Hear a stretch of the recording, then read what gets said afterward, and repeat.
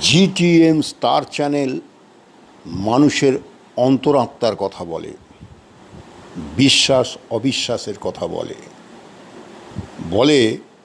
বিশ্বাসে মেলায় বস্তু, তর্কে বহুদূর। আমি আগেই আমার শ্রোতা বন্ধুদের জানিয়েছি, প্রতিটা মানুষের অন্তরাত্মার ভেতরেই ভগবানের বাস। তাই মানুষের ভালো না করে মানুষের খারাপ চিন্তা করলে তার কখনো ভালো হয় না। আমরা ভগবানকে ডাকি সকলেই, কিন্তু ভগবানের কৃপা লাভ করে শুধুমাত্র মুষ্টিমেয় কিছু লোক। কারণ কি জানেন?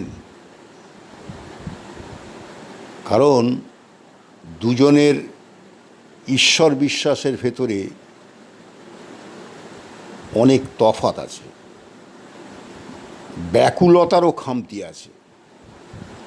নিজেকে সম্পূর্ণভাবে তার চরণে সমর্পণ করতে না পারলে, শুধু ভগবান ভগবান করলে ভগবানের কৃপা পাওয়া যায় না।